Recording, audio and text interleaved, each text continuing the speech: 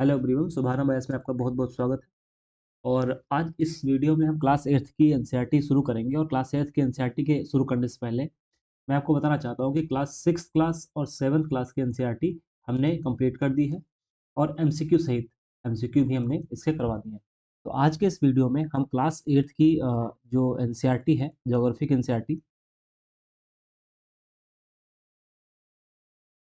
इसको शुरू करेंगे। और इसमें 6 चैप्टर हैं। हम चैप्टर वाइज ही करेंगे। जैसे जैसे क्लास 6 और 7th की एनसीईआरटी हमने चैप्टर वाइज कंप्लीट की है, वैसे ही एनसीईआरटी को भी हम चैप्टर वाइज करेंगे। उसके बाद में फिर कंप्लीट एक वन शॉट वीडियो बना करके उसको आपको देंगे। अभी अगर हम इसमें देखें तो इसमें कौन कौन से चैप्टर आते हैं, तो इसकी बात करते हैं। इसमें 6 चैप्टर आएंगे। तो पहला चैप्टर अगर आप देखें तो यही है कि संसाधन। पहला चैप्टर क्या पढ़ना है इसमें? संसाधन। उसके बाद में चैप्टर नंबर 2 कौन सा है? भूमि, मृदा, जल, प्राकृतिक वनस्पति, वन्यजीव संसाधन। तीसरा चैप्टर कौन सा है? खनिज और शक्ति संसाधन। चौथा है कृषि। पांचवा उद्योग। और इसके साथ देखेंगे छठा है मानव संसाधन। संसाधन, यहाँ पर मानव संसाधन। अब इस पूरे चैप्टर, ये जो पूरी किताब है ये संसाधन पर ही है, संसाधन और विकास पर। आपने इसकी हेडिंग देखी थी, कौन सी है? संसाधन और विकास। मतलब कि यहाँ पर रिसोर्स और डेवलपमेंट की बात की गई है। अगर इस एनसीईआरटी को पढ़ेंगे तो आप देखेंगे कि इसके बाद में जो आपकी 10th क्लास की एनसीईआरटी, वहाँ पर भी कुछ इसी से रिलेटेड टॉपिक दिए हुए हैं। इसमें आप देखेंगे पूरे 6 के 6 जो चैप्टर हैं वो किस पे हैं? संसाधन पर। संसाधन क्या होता है सबसे पहले उसको देखते हैं, और कितना टाइप का होता है उसको देखते हैं। फिर हम आगे बढ़ेंगे चैप्टर नंबर जो इसमें 2 है वो, उसके बाद चैप्टर नंबर 3। तो धीरे-धीरे हम ऐसे इसमें कंप्लीट करेंगे। तो आइए शुरू करते हैं चैप्टर नंबर 1। पहला चैप्टर है संसाधन। तो सबसे पहले इसमें 2-3 बातें समझ लीजिएगा। इसको पढ़ने से पहले पहली बात ये समझना है कि संसाधन क्या होता है, रिसोर्स क्या होता है। तो पहला हमको पढ़ना है कि रिसोर्स क्या होता है। तो सबसे पहले हमें यही समझना है कि क्या है, विकास क्या है, सॉरी संसाधन क्या है। तो संसाधन क्या है ये समझ लेंगे। उसके बाद हम समझेंगे कि संसाधन के कितने प्रकार होते हैं। 1, 2, 3, 4 कितने प्रकार होते हैं। और तीसरा पॉइंट इसमें ये पढ़ने वाले हैं कि संसाधन का वर्गीकरण किस आधार पर किया गया है। संसाधन का वर्गीकरण किस आधार पर किया गया है। और चौथी चीज जो हम पढ़ने वाले हैं वो है संसाधनों का जो संरक्षण है उसकी बात की जाती है। संसाधनों का संरक्षण। संसाधनों का संरक्षण छोटा टॉपिक है, और छोटा ये चैप्टर है और अच्छा चैप्टर है। और इसके बाद जो एक बॉक्स आप देखेंगे, इस बॉक्स में दिया हुआ यहाँ पर है कि जो संपोषणीय विकास है, मतलब कि सस्टेनेबल डेवलपमेंट है, उसके बारे में बात की गई। यानी कि इस चैप्टर को हम पूरे 5 पार्ट में पढ़ने वाले हैं। इस चैप्टर के पूरे 5 पार्ट हैं। एक सतत विकास के बारे में पढ़ने वाले हैं फिर, और इसके बाद ये चैप्टर कंप्लीट हो जाएगा। यहाँ पर देखेंगे तो सबसे पहली बात है कि संसाधन क्या है वो देखेंगे। उसके बाद हम ये देखेंगे कि कितने प्रकार का होता है, इसका वर्गीकरण कैसे किया गया है। संसाधनों का संरक्षण मतलब कंजर्वेशन भी करना होता है, क्योंकि संसाधन खत्म भी हो सकते हैं। और इसके साथ हमें देखेंगे कि सतत विकास क्या होता है, सस्टेनेबल डेवलपमेंट क्या होता है। सबसे पहले देखिए क्लास 8th की एनसीईआरटी है और बच्चों के लिए है। तो ऊपर जो एक इसमें एक कहानी जैसा दिया हुआ, अगर आप देखेंगे पूरी कहानी दी गई है। मोना और राजू अपना घर साफ अपनी अम्मा की मदद से अपना घर साफ करके सारी बातें दी हैं।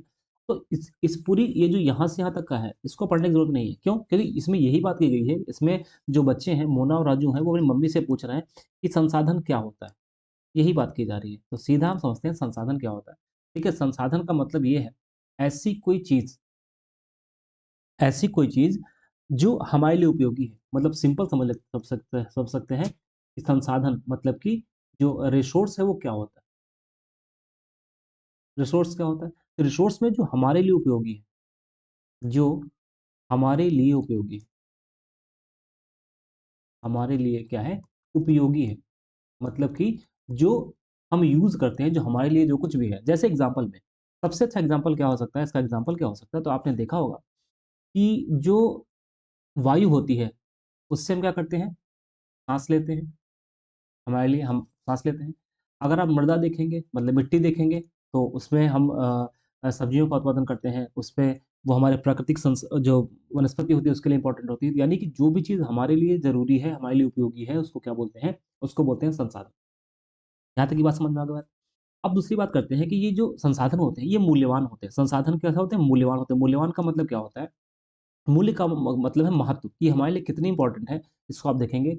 यानी कि इंपॉर्टेंट का मतलब यहाँ पर क्या है? कुछ ऐसा संसाधन है जिनका मूल्य होता है। मतलब मूल्य का मतलब क्या हो गया इसमें कि आर्थिक मूल्य, आर्थिक मूल्य और गैर आर्थिक।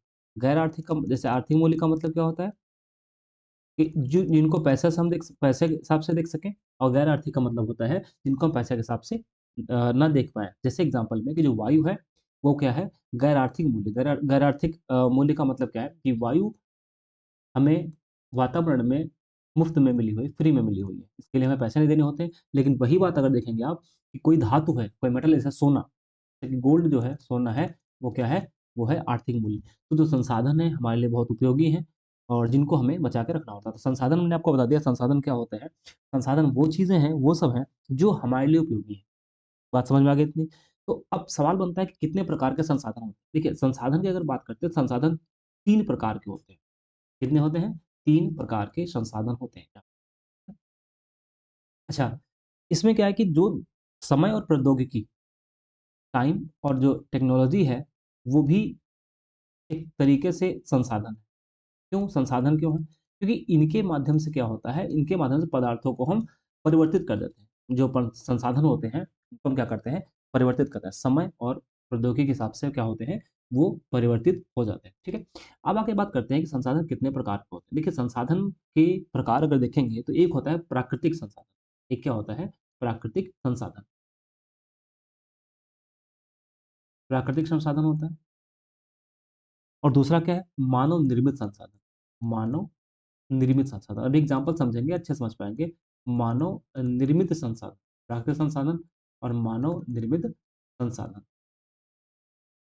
और तीसरी इम्पोर्टेंट बात ये है कि मानव खुद एक संसाधन है। मानव खुद संसाधन है। यहाँ पर आप देख भी सकते हैं, इसमें लिखा हुआ है कि एक संसाधन कौन है? तो प्राकृतिक संसाधन, दूसरा कौन है? मानव निर्मित संसाधन और तीसरा कौन-सा है? मानव खुद एक संसाधन है। अब एग्ज़ाम्पल समझिएगा, प्राकृतिक संसाधन वो संसाधन है जो जो हमें नेचर ने दिया है। जो हमें नेचर ने दिया है, उसको क्या बोलते हैं? प्राकृतिक संसाधन, जो हमें प्रकृति से प्राप्त है। मतलब कि जो हमें प्रकृति से प्राप्त है, उनको क्या बोलते हैं? प्राकृतिक संसाधन। जैसे एग्ज़ाम्पल में समझ लीजिए, मैंने आपको एग्ज़ाम्पल भी बताया था कि जैसे इसमें वायु आ जाएगी, वायु के साथ में देखेंगे, यहाँ पर वायु हो गई, जल हो गया, मृदा हो गई, खनिज हो गई, ये सब कैसे हैं संसाधन? ये सब संसाधन कैसे हैं? प्राकृतिक संसाधन हैं और ये संसाधन हमारे लिए कैसे हैं? निःशुल्क हैं। निःशुल्क का मतलब है, जैसे हम साँस लेते हैं, तो उसके लिए हमें कोई पैसा नहीं देना पड़ता है। अगर हम मृदा यूज़ मतलब मिट्टी में अगर हम कोई फसल उगाते हैं तो उसके लिए हमें पैसा नहीं देना पड़ता है कि भाई जो मृदा है वो पैसा माँगे, ऐसा कुछ भी नहीं है। तो भी प्राकृतिक संसाधन वो संसाधन है जो प्रकृति ने हमको दिया हुआ है। बात समझ में आ गई इतनी? अब ये जो प्राकृतिक संसाधन है, इन प्राकृतिक संसाधनों को 3 पार्ट में वर्गीकृत कर सकते हैं, क्लासिफ़ाई 3 भागों में कर सकते हैं। जैसे एग्ज़ाम्पल में समझिएगा, एक तो है विकास विकास और उपयोग के आधार पर, दूसरा है उत्पत्ति के आधार पर, तीसरा है जो यूज़ के आधार पर। जैसे यहाँ पर क्या लिखा हुआ है, जो वो आपके किताब में दिया हुआ है नवीकरणीय और अनवीकरणीय, यूज़ के बेसिस पर, नवीकरणीय और अनवीकरणीय, ठीक है? तो इसमें 2 एक्स्ट्रा और भी लिख लेंगे, एक कौन-सा हो जाएगा? एक ऐसा संसाधन जो उत्पत्ति के आधार पर, कौन-सा होता है? उत्पत्ति के आधार पर,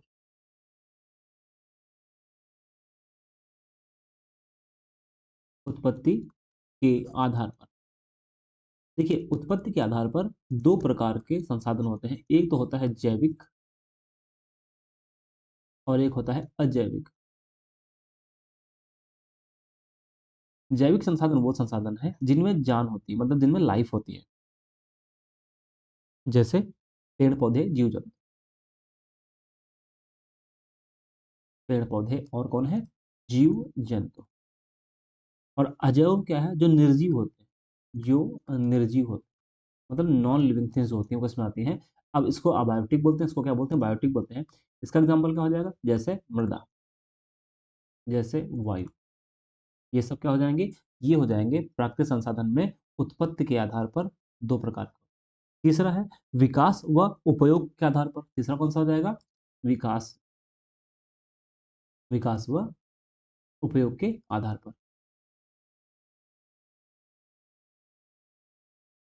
विकास व उपयोग के आधार पर, उपयोग के आधार पर, ठीक है? इसमें क्या है, एक वास्तविक होता है, एक संभाव्य होता है। एक कौन-सा होता है? वास्तविक होता है, और दूसरा कौन-सा होता है? संभाव्य होता है, संभाव्य होता है। एक वास्तविक है, दूसरा कौन-सा है इसमें? संभाव्य है। और तीसरा यहाँ पर आप देख ही रहे हैं, तीसरा यहाँ पर आप देख रहे हैं कि ये है नवीकरणीय और अनवीकरणीय। विस्तृत रूप में क्या है, नवीकरणीय और अनवीकरणीय। देखिए, नवीकरणीय संसाधन वो संसाधन है, नवीकरणीय संसाधन वो संसाधन है जो शीघ्रता से नवीकृत और या तो पुनः पूरित हो जाए। जैसे एग्जांपल समझिएगा कि जल, रिन्यूएबल इनको बोलते हैं, रिन्यू कर सकते हैं, रिन्यूएबल इनको बोलते हैं, क्या बोलते हैं इनको, है रिन्यूएबल, इनको बोलते हैं रिन्यूएबल। तो ऐसे संसाधन जो असीमित है, मतलब कि अनलिमिटेड है, जो खत्म नहीं हो सकते हैं, असीमित है, अनलिमिटेड है, और उन पर मानवीय क्रियाओं का प्रभाव क्या होता है, नहीं होता है। जैसे एग्जांपल में क्या है, जैसे सौर और पवन ऊर्जा। आप देखिए कि जो सन है, सूर्य है, उसे जो पृथ्वी पर प्रकाश मिलता है, वो बहुत ही, मतलब सूर्य जितना प्रकाश उत्सर्जित करता है उसके जितना उत्सर्जित करता है उसमें उसकी मात्रा में बहुत कमी पृथ्वी पर आता है, और ये कभी खत्म नहीं होने वाला है। खत्म नहीं होने का मतलब है कि रिसेंटली अभी तो लाखों साल खत्म नहीं होगा। तो नवीकरणीय ऊर्जा, नवीकरणीय संसाधन वो संसाधन है जिनको नवीकृत किया जा सकता है, तो पुनः पूरित किया जा सकता है, और ये असीमित होते हैं। जैसे इसका एग्जाम्पल क्या है, सौर ऊर्जा और पवन ऊर्जा। बात समझ में आ गई इतनी? ठीक है। अब एक और बात करते हैं दूसरे कौन से, जैसे जैसे समुद्र, मतलब समुद्र का मतलब यहाँ पर क्या है, जैसे ओशियन मतलब कि जल। लेकिन इसमें जो ह्यूमन है, जैसे मृदा है, मृदा और वन है, ये भी कैसे हैं, ये भी अगर देखोगे तो नदी का संसाधन है। लेकिन इसमें क्या है, जब ह्यूमन बींग ने इसमें अपना हस्तक्षेप किया, जिसकी वजह से मृदा और वन को नुकसान काफी ज्यादा पहुंचा है। ठीक है, तो ये हो गया नवीकरणीय। दूसरा है अनवीकरणीय। अनवीकरणीय का मतलब ऐसा होता है, ऐसा संसाधन जिसका भंडार सीमित है, मतलब कि अगर एक बार खत्म हो जाएंगे तो फिर दोबारा वो बनने नहीं बन पाएंगे, या उनको बनने में हजारों साल लगेंगे। जैसे बहुत अच्छा इसका एग्जाम्पल है कोयला और पेट्रोलियम। कोयला और पेट्रोलियम, कोयला और क्या है, पेट्रोलियम, ये इसका सबसे अच्छा एग्जाम्पल है। ठीक है, तो नवीकरणिक मतलब है जिनको नवीकृत किया जा सके, और अनवीकरणिक मतलब है कि वो सीमित भंडार होगा और वो एक बार समाप्त हो जाएंगे, दोबारा फिर नहीं होंगे। तो ये हो गए आपके नवीकरणीय और अनवीकरणीय। उसमें मैंने एग्जाम्पल क्या बताया, एग्जाम्पल मैंने बताया कोयला, पेट्रोलियम और क्या है, प्राकृतिक गैस है। ठीक है, अब आप ये कह सकते हैं कि जो प्राकृतिक संसाधन है, क्या हर जगह समान होते हैं, एक ही जैसे होते हैं, या कुछ इसमें अंतर होता है? प्राकृतिक वितरण, जो प्राकृतिक संसाधन होते हैं उनमें अंतर होता है। वितरण किस पे डिपेंड करता है, भूभाग पर डिपेंड करता है, जलवायु पर डिपेंड करता है, ऊंचाई पर डिपेंड करता है, और बहुत सारे ऐसे फैक्टर्स जिन पर डिपेंड करता है। जैसे एग्जाम्पल में समझिएगा कि भारत का एग्जाम्पल लेते हैं, छोटा नागपुर पठार जो है, छोटा नागपुर, या हम इसको एक लाइन में लिख सकते हैं, जो प्रायद्वीपीय पठार है वहां पर देखो आप, संसाधन मिलता है, खनिज संसाधन मिलता है, प्रायद्वीपीय पठार पर खनिज संसाधन मिलता है। लेकिन जो मैदानी क्षेत्र है वहाँ पर खनिज संसाधन नहीं मिलता है, मैदानी में खनिज संसाधन नहीं मिलता, यहाँ पर खनिज संसाधन मिलता है। तो जलवायु किसी स्थान की कुछ और हो सकती है, ऊंचाई कुछ और हो सकती है, भूभाग कोई और हो सकता है, जिसके आधार पर वहाँ पर संसाधन कैसे होंगे वो उस पर डिपेंड करेगा। यानी कि पृथ्वी पर संसाधनों का बहुत ही असमान वितरण है, कहीं पर बहुत ज़्यादा संसाधन है, कहीं पर बहुत संसाधन कम है। तो ये हो गया आपका जिसको बोलते हैं प्राकृतिक संसाधन। अब बात करते हैं मानव संसाधन। देखिए, मानव संसाधन, मानव निर्मित संसाधन, मानव निर्मित संसाधन का मतलब इतना सा है कि जो प्राकृतिक संसाधन है उसको क्या करना है, उसको चेंज कर देना है। जो प्राकृतिक संसाधन है उसको क्या कर देना है, उसको चेंज कर देना है।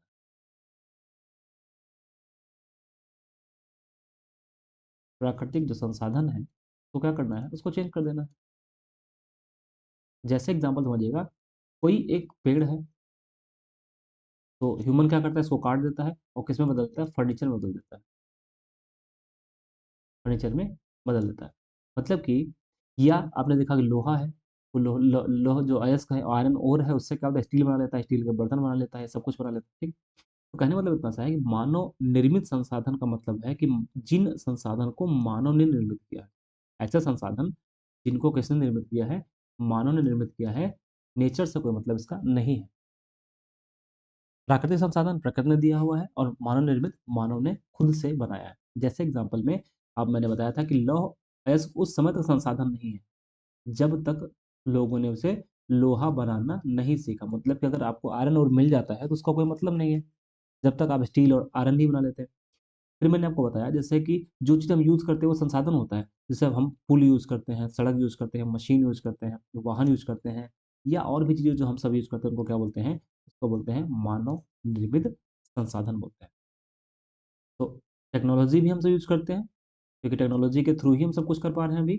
तो इससे इसको क्या बोलते हैं? ये भी क्या है? एक मानव निर्मित संसाधन है। यहाँ तक की बात आपको समझ में आ गई। ठीक है?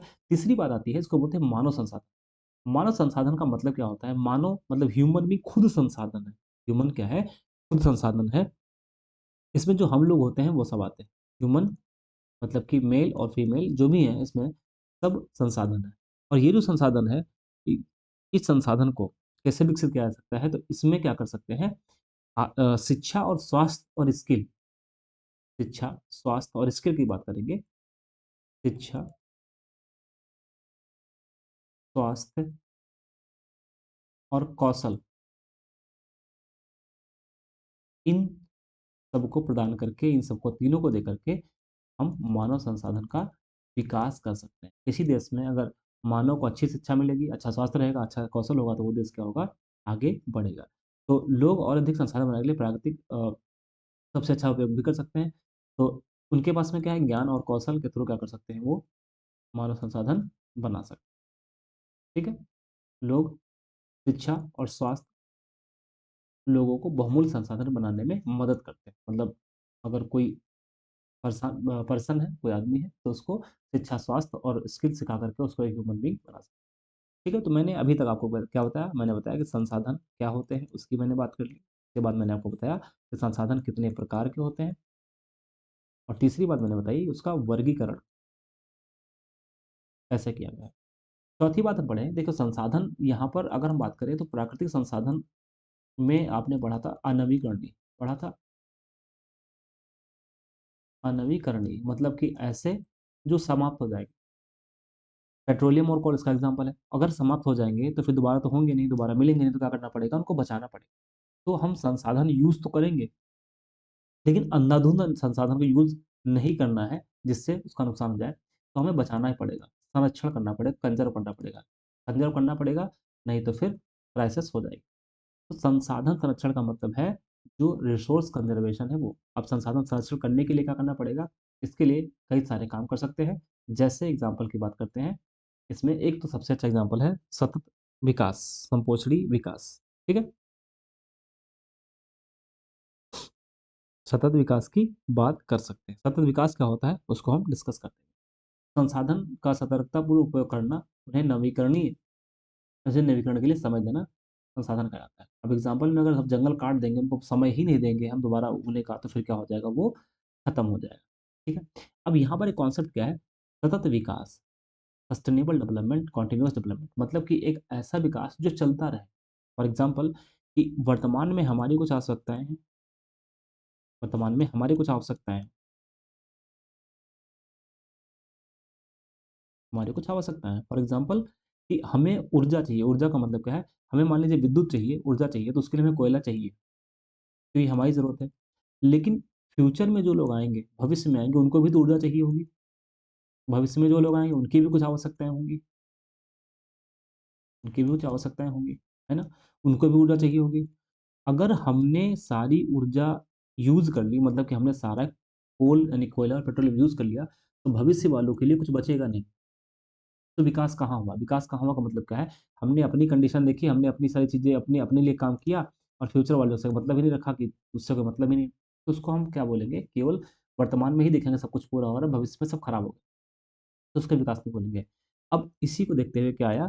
संपोषणी विकास या सतत पोषणी विकास मतलब कि एक ऐसा विकास जिसमें वर्तमान की पीढ़ी की आवश्यकता पूरी हो, लेकिन फ्यूचर की भी पीढ़ी का ध्यान में फ्यूचर की भी जो भविष्य की पीढ़ी है उसको उसको भी ध्यान में रखा जाए। उसको क्या बोलते हैं? उसको बोलते हैं सतत पोषणी विकास। यहाँ पर देखिए दिया हुआ है, एक संसाधनों का सावधानीपूर्वक उपयोग ताकि न केवल वर्तमान पीढ़ी कि अपितु भावी पीढ़ी मतलब भविष्य की पीढ़ियों की आवश्यकताएँ भी पूरी होती रहें, उसको क्या बोलेंगे?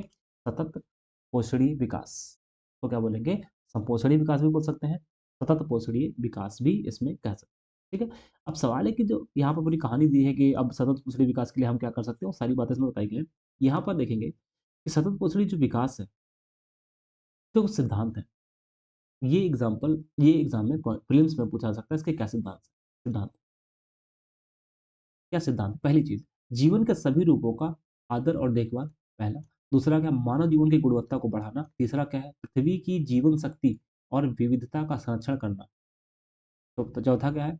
प्राकृतिक संसाधनों के ह्रास को कम से कम करना, मतलब कि आप यूज करें, ऐसा नहीं यूज नहीं करेंगे, यूज करें, लेकिन उसका क्या है? ह्रास कम से कम करें।